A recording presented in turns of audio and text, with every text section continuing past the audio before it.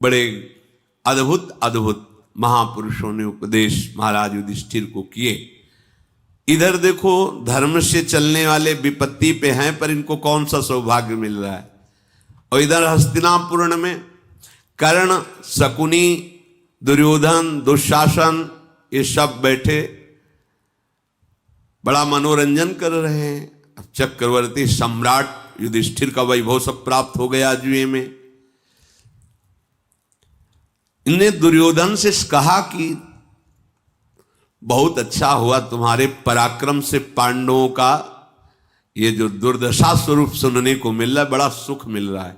ये दुष्ट हृदय वालों को, जब साधु हृदय वाले चिंतित होते तो उनको लगता है बड़ा सुख मिल रहा है, पर ये नहीं समझते कि अपने लिए वो बीज बो रहे हैं जो किसी भी तरह नहीं, अगर बचा सकते तो वही बचा सकते, दूसरा नहीं, जिसके प्रति तुम ऐसा चिंतन कर रहे हो।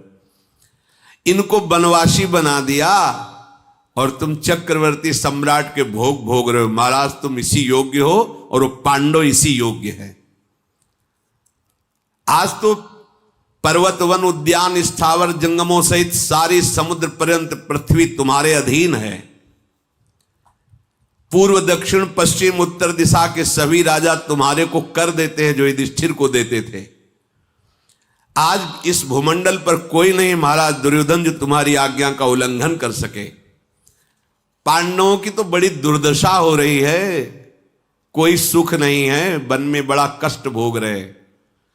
महाराज सुनने में आया है कि वो द्वैतवन सरोवर के तट पर वनवासी ब्रह्म ऋषियों के साथ वहां रह रहे, और आप तो उत्कृष्ट राज्य लक्ष्मी से सुशोभित हो रहे हैं, तो हमें लगता है वहां चला जाए, बड़ा मौज ली जाए। जब आप उनके सामने ऐसे राज पोशाक में अपनी पत्नियों के साथ हंसते खेलते हुए, तो उनकी छाती जलेगी, और जब उनकी छाती जलेगी तो हमारी छाती शीतल होगी। शकुनि ने, दुशासन ने, कर्ण ने ऐसी सलाह दी।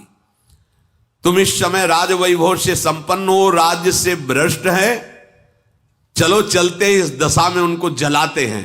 भूल कर भी कभी ऐसा मत सोचना कि कोई ऐसी परिस्थिति में फंसा है, चलो मौज लेते हैं।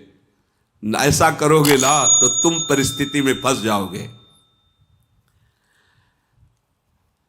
कर्ण ने कहा कि राजन, अपने शत्रुओं को दुर्दशा में देखकर जो प्रसन्नता होती है वो न धन से होती, न पुत्र से होती, न राज्य से होती है।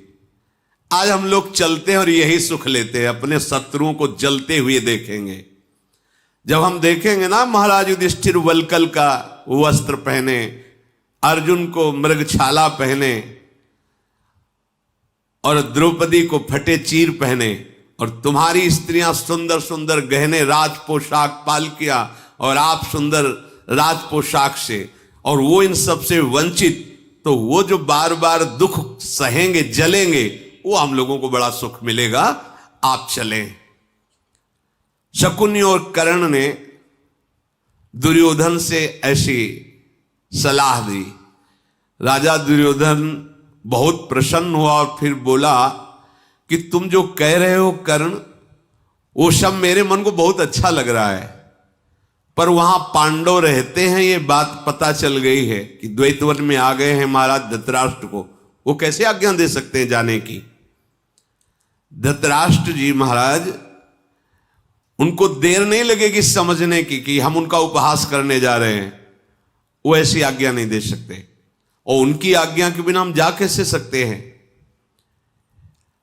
ये तो मेरे भी मन में है कि मैं भीमसेन, अर्जुन, द्रौपदी, युधिष्ठिर को क्लेश उठाते एक बार देख सकूं तो मैं बहुत प्रसन्न होऊंगा। दुर्योधन ने कहा, जो बड़ी रूप गर्व में रहती है, इसी द्रौपदी को जो फटे कपड़ों में देखूंगा दुख उठाते हुए, और वो हमारी स्त्रियों को देखेगी श्रृंगार युक्त, मुझे बहुत अच्छा लगेगा। पर कोई उपाय तो बताओ जिससे हम महाराज से आज्ञा ले सके। मामा शकुनी, तुम तो बहुत बुद्धिमान हो, दुशासन तुम भी बहुत ज्ञान रखते हो राजनीति का, कोई उपाय ढूंढो जिससे हम अनुमति लें महाराज से। कर्ण हंसकर कहा, दुर्योधन मुझे उपाय आ गया। इस समय आपकी गौएं, राज गौएं उसी वन में हैं, तो ये हम महाराज से आज्ञा मांगे कि हम अपनी गौओं की गणना और गोप गणों जो सेवा करने वाले हैं उनकी व्यवस्था देखने के लिए जाना चाहते हैं। दुर्योधन हंस पड़ा, हाँ ये बात तो ठीक है। तो फिर एक गोप को बुलाओ, जो गौ सेवा करने वाला, उनमें उनके एक को बुलाया गया। बोले आप सूचना पहुंचाओ महाराज से कि अपनी गायें द्वैतवन में आ चुकी हैं। समंग नाम का वो गोप जैसा सिखाया गया था वैसा जाके धृतराष्ट्र के सामने निवेदन किया कि महाराज आपकी करोड़ों की संख्या में गौएं द्वैतवन में आ गई हैं। अगर कर्ण और शकुनी के साथ महाराज दुर्योधन पधारें तो हम पूरी गणना पूरी व्यवस्था उनके सामने समर्पित करें और वो देखें कि अपनी गायें कैसे हैं, कितनी है, क्या व्यवस्था है। अगर कोई कमी होगी तो हमें आदेश करेंगे, वैसे ही हम और सेवा बढ़ाएंगे। तो आयु, रंग, जाति, गणना इसका ब्यौरा भी आपको चाहिए। इसलिए मेरी प्रार्थना है कि आप दुर्योधन को भेज दीजिए द्वैतवन। और वो जाने के लिए उत्साहित भी है। गौओं की देखभाल और ग्वाले की बात पर निश्चय अच्छा लगा धृतराष्ट्र जी को, पर उन्होंने कहा मैंने सुना है पांडव वहीं कहीं आसपास ठहरे हुए हैं। अगर मैं आज्ञा दूं तो तुम लोग जाकर के कोई ना कोई ऐसा उपहास करोगे, और अगर अर्जुन को गुस्सा आ गया तो दिव्यास्त्र प्राप्त कर चुके तुम सबको मार देंगे। इसलिए मैं डर रहा हूं कि तुम लोग कोई दुर्बुद्धि न कर दो, तो हम किसी दूसरे विश्वसनीय मंत्री को भेज देते हैं, तुम लोग नहीं जाओगे। शकुनी बोला कि पूज्य आप ऐसा क्यों कह रहे हैं? अरे ज्येष्ठ भ्राता दुर्योधन के हैं युधिष्ठिर जी, वो प्रतिज्ञा किए हैं कि 12 वर्ष का वनवास, 1 वर्ष का अज्ञातवास, वो मार ही नहीं सकते किसी को। पांडव धर्म पर चलते हैं, सत्य पर चलते हैं, इसलिए उनको क्रोध आएगा ही नहीं। हम कुछ ऐसा करेंगे, हम भी तो साथ में रहेंगे। कोई नीचतापूर्ण व्यवहार कोई नहीं कर सकता क्योंकि हम साथ हैं। शकुनी के ऐसा कहने पर धृतराष्ट्र ने कहा तो फिर ठीक है जाओ। धृतराष्ट्र की आज्ञा पाकर शकुनी, दुर्योधन, कर्ण, ये विशाल सैनिकों की और पूरा सब व्यवस्था कि वहां बिल्कुल कपड़े के राजमहल बनाया जाए, ऐसी शोभा से युक्त जिसे देखकर पांडव जले। और भगवान सब कुछ जानने में सर्वज्ञ हैं। देवराज इंद्र को प्रेरणा की कि ये लोग हमारे भक्त का उपहास नीचा दिखाने की चेष्टा कर रहे हैं। तो देवराज इंद्र ने चित्रसेन गंधर्व को कहा पूरे सैनिक लोग द्वैतवन को जाकर के अपने अधिकार में करो, और ऐसा ना समझ में आए कि तुम अर्जुन की मित्रता कर रहे हो।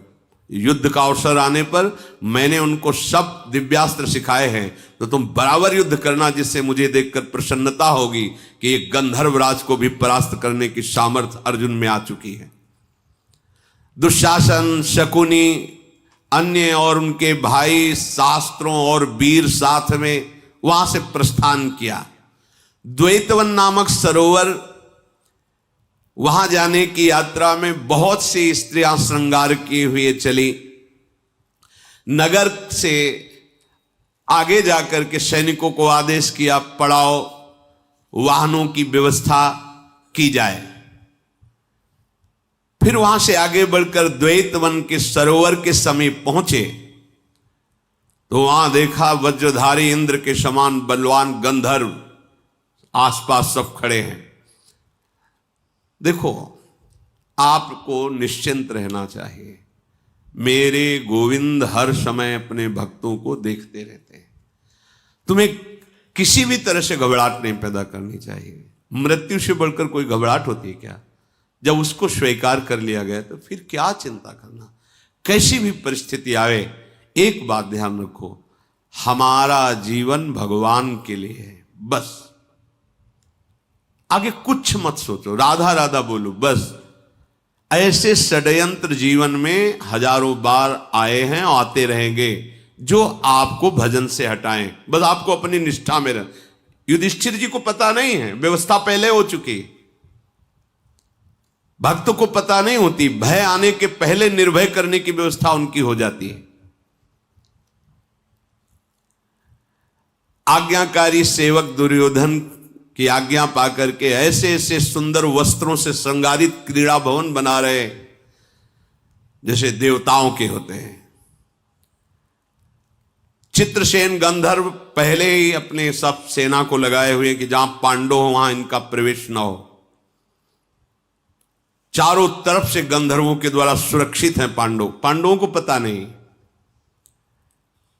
दुर्योधन के सेवकों ने आकर दुर्योधन को सूचना दी कि यहां हम क्या पांडाल लगाए, यहां तो पहले से ही गंधर्वों का शासन है, गंधर्वों ने रोक रखा है, आप अंदर जा ही नहीं सकते।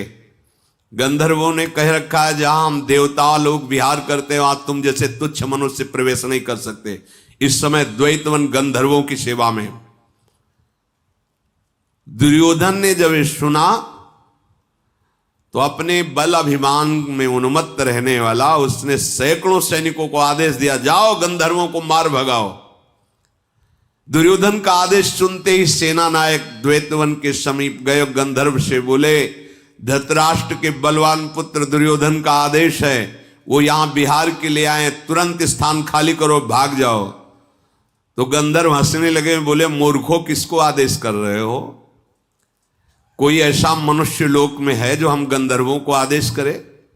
अरे जाके उनसे बोल दो जाकर के तुम्हारी मृत्यु आई है इसलिए तुम ऐसे कठोर शब्द बोल रहे हो, जरा चेत करो, हम लोग देवता हैं, दैवी शक्ति संपन्न है, हमारे बाणों को झेल पाने की किसी में सामर्थ्य नहीं, भाग जाओ यहां से प्राण बचा के। अगर तुम जाकर के तुरंत राजा दुर्योधन को ऐसा नहीं करते तो अभी हम लोग जाकर के तुम वहां पहुंच जाओगे। तदनंतर वो सब भागे, दुर्योधन के पास आए और कहा कि गंधर्व ऐसे कठोर वचन बोल रहे हैं। गंधर्वों के द्वारा अपनी सेना को रोकी जाने सुनकर बड़ा गुस्सा हुआ कि मैं जिस कामना से आया था उसमें तो बाधा पड़ गई। उसने कहा, एक गंधर्व केवल धमकी दे रहे हैं, कुछ नहीं कर सकते हैं, सब अपने अपने अस्त्र लो और गंधर्वों को मार डालो। और सिंहनाद करते हुए कौरव गंधर्वों की तरफ दौड़ पड़े। और गंधर्वराज चित्रसेन आकाश में सब चुपचाप देख रहे हैं, सेना भूमि पर लगी हुई है। उन्होंने आदेश किया गंधर्वों को, इन दुष्टों का तत्काल दमन करो, ये बहुत अभिमानी हैं। अब गंधर्व दुर्योधन के देखते देखते एक क्षण भर में उनकी सेना विध्वंस कर दी, भगदड़ मच गया पूरी कौरवों की सेना में। धृतराष्ट्र के जितने बलवान पुत्र से सब पीठ दिखा करके भागे। कर्ण जो बहुत डींगे हाँकता था, गंधर्वों की मार को सह रहा है, अभी भागा नहीं। कर्ण के ऊपर ऐसी भारी वर्षा बाणों की पर कर्ण उन सब बाणों को काट रहा है, बहुत बलवान है। चित्रसेन गंधर्व ने अपने बलवान सैनिकों से कहा, ये बाणों से नहीं, गांधर्वी माया का प्रयोग करो इसके ऊपर। अब वो इस माया का वो रहस्य अर्जुन को सब पता है, ये स्वर्ग में रह के सब सीखा है। दुर्योधन, सुबल पुत्र शकुनी, दुशासन, विकर्ण, धृतराष्ट्र के जितने पुत्र सहयोगी, इन सब के ऊपर भयंकर पत्थरों की वर्षा शुरू हो गई। कहीं कहां से आ रहे, कैसे आ रहे, कुछ दिखाई नहीं दे रहा है। भयभीत होकर के सब भागने लगे। गंधर्व लोग उछल पड़े। युद्ध की पद्धतियों के ज्ञाता मायामय अस्त्र के द्वारा करों पर ऐसे जैसे कोहरा छा जाता है, ऐसे मार, मुदगल की, बाण की, पत्थरों की वर्षा। घायल हो गए, मर गए, भाग गए कौरवों के सैनिक। पर अचल भाव से सूर्यपुत्र कर्ण युद्ध भूमि में डटा रहा। दुर्योधन, कर्ण और शकुनी ये उस समय घायल हो चुके थे, पर वो डटे रहे युद्ध में। ढाल और तलवार लेकर रथ से कूद पड़ा कर्ण। जब गंधर्वों ने उसके रथ को नष्ट कर दिया, अब प्राण बचाने के लिए उसने देखा कि मेरे तलवार और ढाल से क्या होगा, ये तो माया में युद्ध करने वाले हैं। तो विकर्ण के रथ पर बैठकर कहा, जल्दी से हस्तिनापुर ले चलो, मेरे प्राण बचाओ, नहीं तो मार डालेंगे। भाग पड़ा कर्ण भी। गंधर्वों ने जब देखा कर्ण भाग रहा है, दुर्योधन ने देखा कि सारी सेना भाग रही है, सब मेरे भाई पीठ दिखा के भाग रहे हैं, और गंधर्व उत्साह होकर बाणों की वर्षा दुर्योधन पर करने लगे। घेर लिया चारों ओर से, रथहीन कर दिया दुर्योधन को, और धरती पर गिराकर उसके केस पकड़ करके उसको बांध लिया दुर्योधन को। चित्रसेन वहां आ गया, बोले यहां नहीं मारेंगे इसको, देवराज इंद्र के सामने मारेंगे, बंदी बना इसको, डाल विमान पर और यहां से ले चल। दुर्योधन को बंदी बना लिया गया, दौड़ के दुशासन को कैद में कर लिया गया, और अन्य गंधर्वों ने जितनी राज महिलाएं आई थी सबको बंदी बना लिया और अपहरण करके ले जाए। सारी सेना भाग गई, कर्ण भाग गए, और ये गंधर्वों ने इनको बंदी बना लिया। तो कुछ सैनिक जो थे उन्होंने विचार किया कि पांडव यहां कहीं हैं, वो बचा सकते हैं। भाग के गए, देखा तो जैसे देवराज इंद्र विराजमान वैसे महाराज युधिष्ठिर विराजमान, सैनिक चरणों में पड़े, महाराज ये गंधर्व लोग कुरुवंश की राज बहुओं को बंदी बनाकर लिए जा रहे हैं, दुर्योधन को दुशासन को बंदी बना लिया है, आप इनकी रक्षा कीजिए, नहीं तो आपके कुल का अपमान होगा। बड़े दीन होकर जब मंत्री आदि सैनिक युधिष्ठिर से ऐसी प्रार्थना कर रहे हैं, भीम ने कहा भैया इनकी कोई बात नहीं सुननी, जो मुझे करना था वो कर रहे हैं, बहुत बढ़िया है, इनको ऐसा ही उपचार मिलना चाहिए। वो सैनिक बोले महाराज दुर्योधन भी चाह रहे हैं कि आप उनकी रक्षा कर लो, और वो कह रहे थे कि युधिष्ठिर के हृदय में कठोरता नहीं, अगर उनके पास सूचना पहुंच गई तो मुझे जरूर बचा लेंगे। भीमसेन ने कहा हाँ, आज युधिष्ठिर तुम्हें समझ में आ रहे हैं कि हाँ दयालु हैं, और जब जुआ में हरा करके द्रौपदी को तुम वस्त्रहीन कर रहे थे तब युधिष्ठिर याद नहीं आ रहे थे। भैया बिल्कुल इनकी बात नहीं सुननी। युधिष्ठिर जी बोले नहीं तात, नहीं, अगर कोई भयभीत होकर शरण ले ले तो भले मुझे भारी संकट पड़ जाए, मैं उसको कड़वी बात भी नहीं बोलने दूंगा। देखो ये है महाराज युधिष्ठिर का हृदय। अगर कोई भयभीत होकर शरण ले ले तो अस्त्र शस्त्रों की बात क्या, कड़वी बात भी नहीं बोलने दूंगा। भीमसेन गंधर्व के द्वारा बलपूर्वक दुर्योधन और हमारे कुल कुल की स्त्रियों का अपहरण हुआ, यह मेरा ही अपमान है और यह मेरे लिए मृत्यु तुल्य है। तत्काल शरणागतों की रक्षा करनी चाहिए, कुल की लाज बचानी चाहिए, उठो कहीं विलंब न हो जाए। अर्जुन नकुल सहदेव तुम किसी से परास्त होने वाले नहीं हो। गंधर्वों द्वारा अपहृत दुर्योधन और हमारे कुल की बहुओं को तुरंत मुक्त कराओ। भीमसेन तुम अन्य विचार मत करो, हम लोग साधारण क्षत्रिय नहीं हैं। अगर कोई शरण ले ले तुम अपने प्राण दे सकते हैं, पर शरणागत की रक्षा को उसका तनिक भी अमंगल नहीं होने देंगे।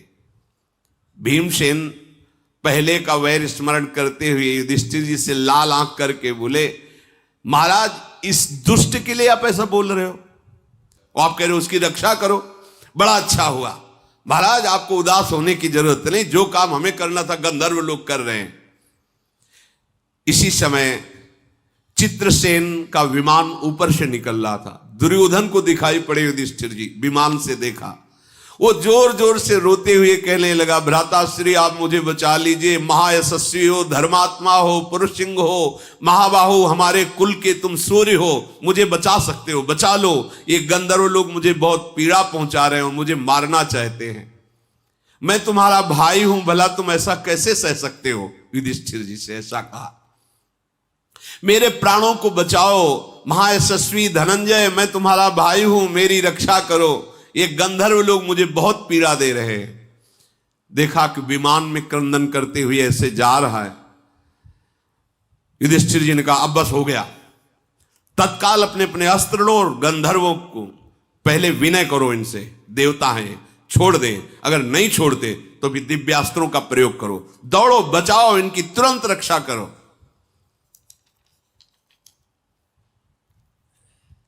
इससे बढ़कर आनंद की बात क्या हो सकती कि ये पापी दुर्योधन शरण त्राहिमाम बोल रहा है, ये विजय से भी श्रेष्ठ, जाओ इसकी रक्षा करो। महाराज युधिष्ठिर ने ऐसा कहा। भीम चुपचाप बैठे, हर बात इनकी मानते रहो, खिलाफ ही बोलते रहते हैं। वो गुस्सा में कि कितना अपवित्र विचार रखने वाला। उन्होंने कहा कौन है मेरी आज्ञा का पालन जो अक्षरशा करे। अर्जुन खड़े हो गए और गांडीव को हाथ में उठाकर, भैया आपकी आज्ञा सिरोधार, अब चाहे देवराज इंद्र ही क्यों ना खड़े हो जाएं, अब दुर्योधन का कुछ नहीं बिगाड़ सकते। तो भीम ने भी अपनी गदा उठाई कि चलो जैसी आज्ञा। और नकुल सहदेव ये चारों महावीर युधिष्ठिर की आज्ञा से भीमसेन उठ खड़े हुए। समस्त महारथियों ने तत्काल अपने अभेद्य कवच धारण किए, दिव्यास्त्र लिए और जो कौरवों के रथ जिनसे सैनिक छोड़ के भाग गए थे उन रथों को लिया। मानो अग्नि विराजमान हो गई, ऐसा ज्वाजल्यमान अर्जुन का तेजस्वी स्वरूप। पांडव उन पर आरूढ़ हुए। फिर तो भयंकर गर्जना करते हुए गंधर्वों ने चारों तरफ से पांडवों को घेर लिया। परम बुद्धिमान राजा युधिष्ठिर के पहली आज्ञा थी कि कोमल वचनों के द्वारा उनको पहले मनाओ, देवता है। अर्जुन ने कहा कि मैं आपसे प्रार्थना करता हूं गंधर्वराज चित्रसेन के सैनिकों, महाराज युधिष्ठिर की आज्ञा से हमें वचन सुनाते हैं कि आप दुर्योधन, दुशासन, उनकी बहुओं को सम्मान के साथ छोड़ दो, नहीं आकाशचारी गंधर्वों हम दिव्यास्त्र से तुम्हें भस्म कर देंगे, तुम सब लोग मारे जाओगे, इसलिए दुर्योधन को छोड़ दो, बचना चाहते हो। अर्जुन के कहने पर गंधर्वों ने कहा भूमंडल में कोई ऐसा व्यक्ति पैदा ही नहीं हुआ कि हम गंधर्व तुम्हारी आज्ञा का पालन करें। हम तो केवल अपने नायक चित्रसेन गंधर्व की आज्ञा पालन करते हैं। तुम जितने दिव्यास्त्र जानते हो उन सबका ज्ञान हमको भी है। हम तुम्हारी आज्ञा का पालन नहीं कर सकते। हम उसी बात में राजी हो सकते जब चित्रसेन आज्ञा करें, और उनकी आज्ञा है कि इस मूढ़ का वध करना है तो तुम नहीं बचा सकते। हम लोगों पर शासन करने का अधिकार तुम्हारा नहीं अर्जुन। गंधर्वों के ऐसा कहने पर कुंती नंदन अर्जुन ने कहा गंधर्वों, स्त्रियों का अपहरण करना ये कोई वीरता नहीं कहलाता।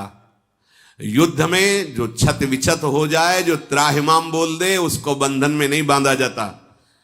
तुम लोग धर्म का रहस्य जानने वाले हो। हम धर्मराज युधिष्ठिर की आज्ञा से आए हो, हम पराक्रमी भी हैं, कोई तुमसे भीख नहीं मांग रहे हैं, बस केवल हम कोमल वचन से पहले तुम्हें समझा रहे हैं। यदि ऐसा समझाने बुझाने पर तुम लोगों ने नहीं किया तो तुम देखो अभी कुछ ही क्षणों में हम दुर्योधन को मुक्त कर देंगे।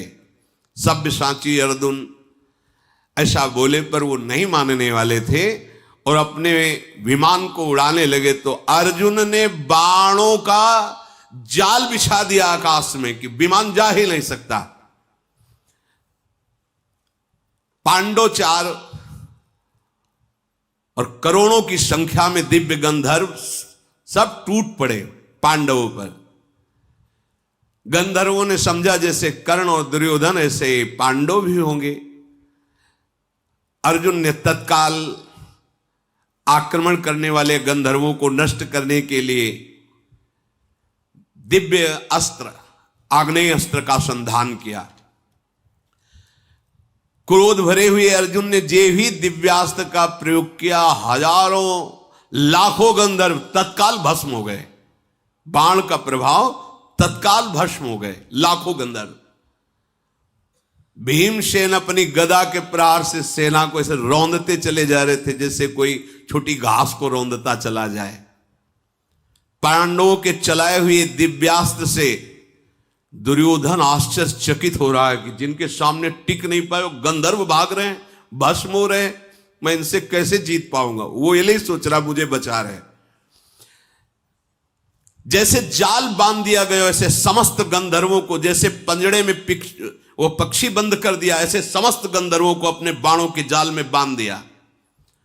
उत्तम अस्त्रों के ज्ञाता अर्जुन ने रिष्टि, अस्त्र, शास्त्र, भल्ल ऐसे बाणों का प्रयोग करके सबको बींध दिया। जब देखा कि गंधर्व सब बंद हो गए जैसे पिंजड़े में, ऐसे सबको एक एक को अर्जुन ने, जब चित्रसेन गंधर्व जो इनका मित्र है अर्जुन का, 5 वर्ष शिक्षा दी है, गान विद्या, अस्त्र विद्या सबकी, वो देवराज इंद्र के देखना है कितना बल अर्जुन में, कैसा दिव्यास्त्र का हस्त लाघव है, कूद पड़ा सामने और अर्जुन पर बाणों की वर्षा शुरू कर दी। अंतर्धान विद्या के द्वारा वो छिप कर अर्जुन से युद्ध कर रहे थे। दिव्यास्त्रों का प्रयोग, जो दिव्यास्त्र चलाता अर्जुन उसके उन अस्त्रों को काट देते। अदृश्य होकर प्रहार करते हुए चित्रसेन ने अभिमंत्रित किए हुए मंत्र से वो बाण संधान कर अर्जुन से दिव्यास्त्रों के द्वारा काटते। अर्जुन ने कुपित होकर शब्द वेद, जहां जरा सा भी हल्का शब्द हो वहां बाण पहुंच जाए, तो उस अंतर ध्यान चित्रसेन को उससे बेंध दिया। जहां जरा सा वायु का भी शब्द होता वही प्रहार कर देते। चित्रसेन ने देखा कि अब तो मार ही डालेंगे अर्जुन, प्रकट हो गया और कहा, प्यारे सखा, तुम्हें पता होना चाहिए मैं तुम्हारा मित्र चित्रसेन हूं। अर्जुन ने देखा कि तो उन्होंने प्रणाम किया और कि आप सामने आकर के एक बार तो आते तो मैं जान तो जाता कि आप हैं, मुझे लगा कौन गंधर्व है। तो उनका ये देवराज इंद्र की आज्ञा थी कि आपके बल लाघव को देखना था। कुंती नंदन, मैं तुम्हारा मित्र चित्रसेन हूं और देखो मुझे कितना तुमने घायल कर दिया, दुर्बल कर दिया। ये अब हटाओ अपना धनुष। और जितने भी दिव्यास्त्रों का उपसंहार किया देखकर मुझे बहुत अच्छा लगा कि तुम परम प्रवीण हो गए हो। गंधर्वराज चित्रसेन, भीमसेन, अर्जुन, नकुल, सहदेव ये महाराज युधिष्ठिर के पास पहुंचे, हाथ पीछे बंधे हुए, घुटनों के बल दुर्योधन को सामने, उनकी स्त्रियों को, सबको कहा तुम तत्काल इनको खोलिए। अर्जुन ने तत्काल खोल, आराम से बैठ जाइए, आपको विशेष दुख तो नहीं हुआ? युधिष्ठिर जी ने पूछा। स्त्रियों सहित दुर्योधन सर झुकाए हुए बैठा, उसको लग रहा है पृथ्वी फट जाए तो मर जाऊं। जिनका मैंने बुरा किया वो मुझे इतना प्राण रक्षा की। चित्रसेन ने कहा, महाराज आपको पता है मैंने ऐसा क्यों किया? ये दुष्ट पापी, इसका अभिप्राय था कि आकर आप लोगों का उपहास करता। तो ये पहले ही भगवत प्रेरणा से देवराज इंद्र को पता चल गया था, इसलिए हमें आदेश किया था। इस अवस्था में आपने इसकी रक्षा की। इसने जो यशस्विनी द्रौपदी की हंसी उड़ाई है, इसका दंड यही कि इसको ऐसे ही मारा जाता, पर आप कृपालु इसलिए बचा लिया। चित्रसेन, नहीं नहीं, कदापि नहीं। जो एक बार मेरे से कह दे कि मैं आपकी शरण में आ गया हूं, मैं उसका कभी अमंगल नहीं होने दे सकता। तुम अर्जुन की प्रिय सखा हो और अर्जुन तुम्हारा शिष्य भी है, तुमने सिखाया है। देवराज की आज्ञा मान करके तुमने जो ऐसा किया ठीक है। अब आप जाओ और देवराज से मेरा प्रणाम कर देना, सकुशल। अर्जुन बोले, चित्रसेन कैसा भी हो, दुर्योधन है तो हम लोगों का भाई ही। आपने धर्मराज के आदेश का पालन किया, आपने इसे मुक्त किया, मुझे बहुत अच्छा। बोले, धनंजय भाई नहीं, आप इसे कुछ भी बोलो, ये पापी है, फिर भी पाप ही करेगा। ये चाहे जितना इसको आप सुख देने की चेष्टा करें, ये मतवाला होकर आपको कष्ट ही देगा। उचित तो यही था कि इसका हम वध कर देते। धर्मराज युधिष्ठिर ने कहा, नहीं नहीं। चित्रसेन ने कहा, देखा धोखा नहीं देखा, द्रौपदी के साथ कैसा बर्ताव, फिर भी आप कह रहे नहीं नहीं। धर्मराज युधिष्ठिर ने कहा, इसका कुटिल स्वभाव इसको जलाएगा। नहीं, हम सबका वो चाहिए कि धर्म से इसका स्वभाव, कितनी क्षमता हृदय में है। तदनंतर सब लोग युधिष्ठिर जी के पास बैठे हुए हैं। अजातशत्रु युधिष्ठिर अपने जो कंद मूल फल और बटलोई के प्रभाव से सबको पवाया, घायल थे पवाया, औषधियां लगवाई जंगली, क्योंकि ऋषि जन भी हैं, और कहा तुम सुखपूर्वक हस्तिनापुर को जाओ और राज्य भोगो। ऐसी उद्दंडता मत किया करो। कितना विशाल हृदय, मतलब था ही नहीं लगती कि ये साधु स्वभाव वाले महापुरुषों का हृदय कैसा होता है। तुम प्रसन्न रहना, कभी दुख मत पाना, युधिष्ठिर जी कह रहे। जाओ अपनी इन बधुओं को लो, और ये बात महाराज को न पहुंच पावे, नहीं तो उनको बड़ा दुख होगा। कितना ध्यान रखते हैं युधिष्ठिर जी। तुम बंधन मुक्त हुए, फिर कभी ऐसा दुस्साहस न करना। और हम लोग आपसे प्रार्थना करते हैं कि तुम्हारा कभी अमंगल नहीं सोचते, आप बेमनस्य मत रखो, ऐसी कोई चेष्टा मत करो जिससे तुम्हारा मंगल हो जाए। युधिष्ठिर की ऐसी आज्ञा पा करके उसने पैर छुए, झुक करके। युधिष्ठिर बड़े भाई भी तो है ना, पैर छुए, कुछ बोला नहीं, बस गर्दन ऊंची नहीं कर सकता, पैर छुआ और ऐसा लज्जित हो रहा है, आगे बढ़ा अपनी पत्नियों भाइयों को लेकर के, लज्जा से मुंह नीचा, खिन्न है, उसको लग रहा है कि अगर पृथ्वी फट जाए मैं मर जाऊं तो अच्छा, जिनका मैंने अहित किया उनके द्वारा मेरी रक्षा हुई। अब जो जो सैनिक मिलते महाराज की जो कहे चुप रहो आगे जैसे जैसे बढ़ता तो जो भागे हुए सैनिक थे सब, महाराज आप विजय को प्राप्त हुए, तो उसको ऐसा लगता है जैसे कोई थप्पड़ मार रहा हो। सारी शोभा नष्ट हो गई, कर्ण भाग कर आए, बोले मुझे पता था कि मेरा जो मित्र दुर्योधन है वो विजय प्राप्त करेगा गंधर्वों से। ये सौभाग्य की बात है कि तुमने पीठ नहीं दिखाई, मैं तो भाग पड़ा, लेकिन तुम विजय प्राप्त करके आ गए। देखो देखते देखते तुमने गंधर्वों को भगा दिया। बस मैं यही चाहता हूं मेरा मित्र ऐसा ही विजयी हो। दुर्योधन रोने लगा। दुर्योधन ने कहा तुम्हें पता है मैं विजयी नहीं हुआ, मैं बांधा गया था, जान से मार दिया जाता, मेरी पत्नियों को बंदी बना लिया। तात तुम्हें पता नहीं मेरे प्राणों की रक्षा पांडवों ने की है। धिक्कार है हमारे पराक्रम को, धिक्कार है हमारे जीवन को। मेरे भाइयों सहित मेरी पत्नियों की रक्षा की पांडवों ने। कर्ण के होश उड़ गए। अरे उन मायावी गंधर्वों के सामने मैं एक क्षण भी खड़ा रहने लायक नहीं था। उन्हीं गंधर्वों को देखते देखते अर्जुन ने परास्त कर लिया और मुझे बंधन से मुक्त कर लिया। अब मैं नहीं, अब तो मैं यहीं मरूंगा, न हस्तिनापुर जाऊंगा, न किसी से बात करूंगा। फिर आगे की चर्चा होगी। राधा वल्लभ लाल की।